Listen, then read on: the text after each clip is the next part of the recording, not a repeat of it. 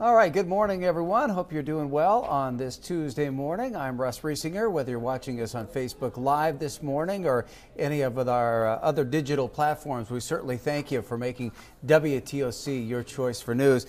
We want to start out with some really good news this morning. This is out of Thailand.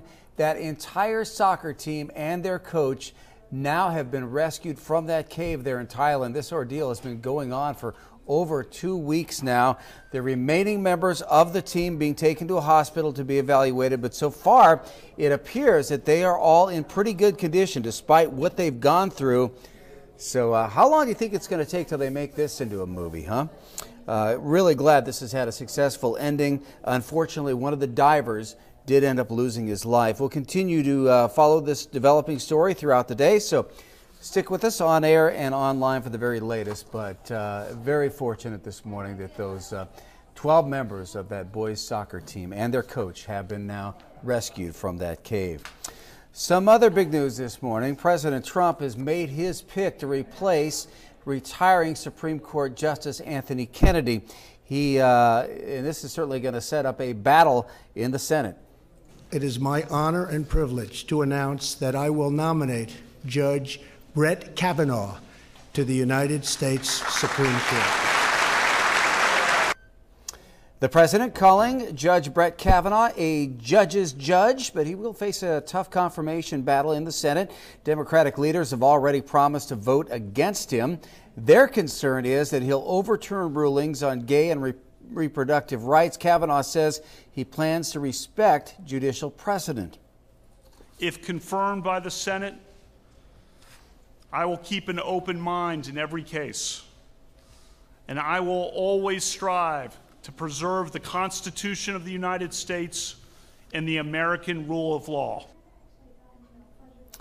Kavanaugh has been a D.C. Circuit Court judge since 2006. He was also an assistant to the independent counsel that was investigating President Clinton, and he served in the White House under President George W. Bush. Of course, his confirmation now in the hands of the Senate, and a lot of Democrats criticizing him for his stance on women's rights, workers' rights, and also gay rights. The Jalapenos Mexican restaurant in Pooler is closed right now. The restaurant made that decision following this weekend. Several people claimed that they got extremely sick after eating there over the weekend. We found dozens of Facebook posts from people saying they were nauseous right after they walked out of the front door.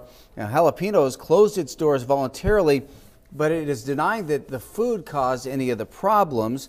The restaurant is doing a specialized and thorough decontamination, which can last anywhere from 1 to 3 days. In a Facebook post, the restaurant says it hasn't found what caused that illness yet, but it is working with the Chatham County Health Department to try and find out more. And here's a look at the restaurant's previous health inspections. According to the Georgia Department of Public Health, that Jalapenos in Pooler has had passing grades for the last 3 years. It had 2 inspections so far this year. It got a B this month, and then it got an A back in February. All right, if you're heading out to the beach, you definitely want to take a little extra precautions, maybe a little more than normal even today. This week, some fast-moving rip currents have been spotted along Tybee Island shore. Lifeguards started flying those yellow flags out on the beaches around noon yesterday, which is a sign of those strong rip currents. And according to Tybee Ocean Rescue, they even had to rescue a 6-year-old from the waters yesterday. They say much of what Tybee experienced Monday should be the same today, so beachgoers are advised to be mindful of those flags, stay near a lifeguard stand, listen to them if they start waving you back to shore. Of course, a lot of this being caused by the tropical system Chris, which is expected to become a hurricane again.